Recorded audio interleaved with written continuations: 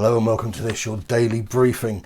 Tottenham have announced that they are carrying out another day of vaccinations in their COVID clinic operations at the stadium. I presume this is some part of Daniel Levy trying to secure himself a berth in Valhalla or wherever his afterlife may be. As you can imagine, this was greeted with a stream of, shall we say, unsympathetic and unhelpful responses from the general public. My pick of the bunch goes to Spurs got Levied, who asks, any chance of injecting something into the bald git to cure his ineptitude? Now, Mourinho has broken cover, which is, you know, he's come out to do his press conference for Roma. I'm going to try and find that and see if I can see if there's a version dubbed into English, because it strikes me as quite an interesting little presser that he's held. And at some point in the proceedings, Jose got up and, like, the stage was in this sort of glass hall, if you can imagine, and he got off the stage and he started tearing down some blind that was sort of catching in the wind that had been annoying me. But a lot of people would have seen that as a tantrum of some sort. I see it as a grown-up who knows his own mind, and I quite like that sort of thing. But maybe it was all set up. I mean, he's so evil, isn't he? So twisted and devious. But Mourinho is a guy that certainly didn't read the script as far as Daniel Levy was concerned. And we had this peculiar case of him being sacked 6 days before a cup final, and this extraordinary business of him then going on to speak to the players, we were told, for some hours on the hallowed green lawns of Hotspur Way. And normally a manager would leave, you know, with his sort of collar pulled up and his baseball cap pulled down, and it's all about sort of being shamed, shunned and tossed back from whence you came. But not for the special one, who immediately went out and was determined not to have any period of licking his wounds, and he signed up deals with TalkSport and The Sun for the Euros. And that was all announced double quick time. Roma appointed him, and I think the thing it was all wrapped up in 10 days, whereas Tottenham went on to take over 70 days to appoint somebody that was perhaps not their first choice. Somebody took me to task in the comments yesterday, how did I know for certain that Nuno wasn't the man? Well, 72 days kind of tells you its own tale. But if you want to give him the benefit of the doubt, and they were spending, you know, 2.5 months thrashing that particular deal out, and everybody else was talking toffee, you're very welcome to do so. It was Jamie Redknapp that had suggested on a leak tape that we've still got, I think, on the blog, that Mourinho was shoved off in order to save a few quid. And this sank a lot of hearts in the fan base, because you don't go into a cup final with a caretaker manager, and it just, for me, showed the contempt that Levy has, the true contempt for the footballing side of the business. It's something absolutely dispensable. Whereas he is, you know, and you get this picture, this vibe about him just looking at him, that he is a man who has bigger fish to fry. And that, for me, as a CEO of a football club, is terrifying. If you've got bigger fish to fry than the nonsense, you know, of the football, then you're giving me a headache. But what was fascinating was the quotes came out, and part and parcel of Mourinho's reputation is this business of squaring disinformation, which again I like. And so he comes out with this line: I won 3 trophies at Manchester United, and that was seen as a disaster. I reached a cup final, which I was not allowed to play at Tottenham, and that was seen as a disaster. What's a disaster for me is considered as a great success for others.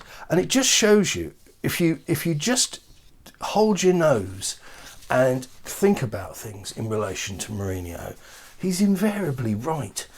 Manchester United fans and Spurs fans were kind of having this group virtual hug online, saying, "Oh, he's really horrible. He left Manchester United in a terrible state." Well, do you know something? So indeed did Sir Alex Ferguson. Ferguson eventually left when literally all the cows in the milking parlour were buckled onto their knees, and he left a team that was essentially beyond repair. And then we had, obviously, or they had Van Gaal and Moyes. And were they terrible managers? No, I don't think they were terrible managers. I think they were all dismissed because they weren't Sir Alex Ferguson, and that's the truth of it. So that's Mourinho having his last laugh. Obviously, all eyes will be on how he gets on at Roma, and if he doesn't win everything across the board, then all the people who think he's a nasty Portuguese git will have won.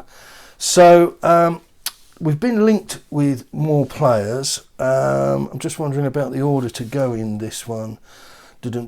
Right, so Serge Aurier could be off, according to Gianluca Di Marzio, who is occasionally on the money, I have to say.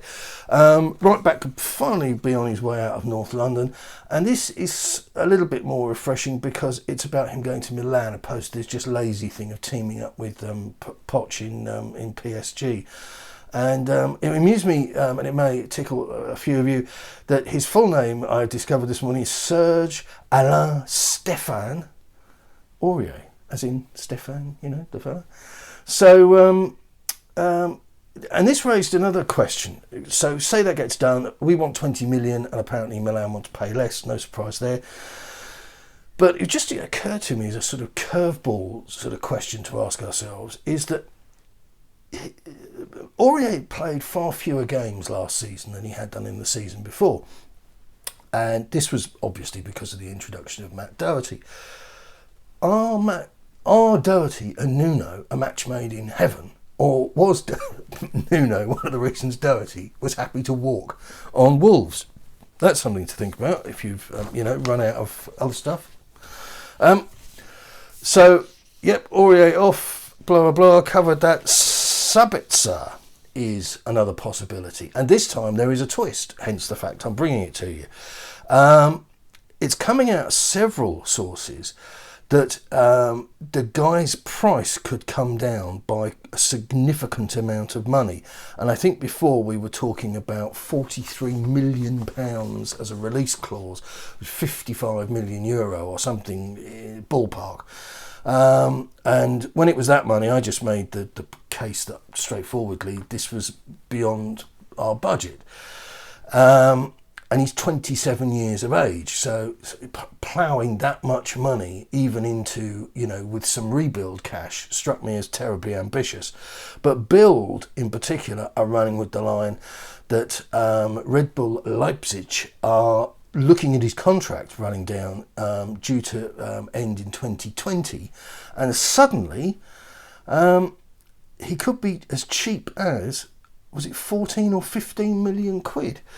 So that would have to appeal to Daniel, whose tattoo on his bottom, I'm told, reads, "To dare is to do, too cheap is to cheerful."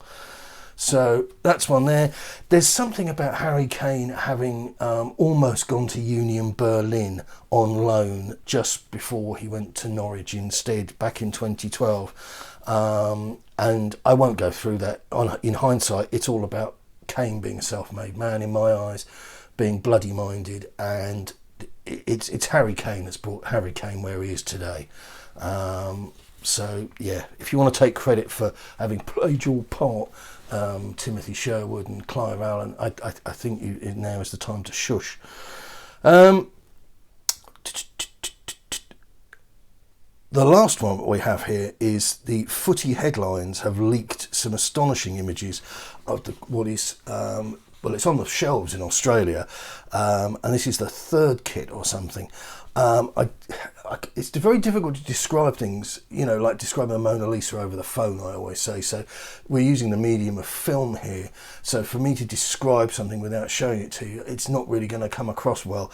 But what I would say, if you ate a lot of crayons, right, a big box of Crayola, and then you were sick into a bag, and then you took the contents of the bag out and rubbed it all over you, you'd be pretty close to mirroring what this kit looks like. Transfer wise, I'm beginning to get a sense that there is do you remember when we sold Bale, and there was the whole business of the Bale money and the Magnificent Seven, which turned out to be the mediocre Seven? I think we're heading to a path here where we could be seeing the magnificent 7-2, the mediocre 7, if that makes any sense whatsoever, and that would cover both bases. One, it would allow Levy to spend a bit of money, and two, it would allow him to bank a bit of money. Otherwise, I just can't see where we're heading. That's today's bits and pieces. As ever, if anything else shows up, I'm at your disposal, and we'll do some more. But failing that, I'll see you in the morning. Good luck.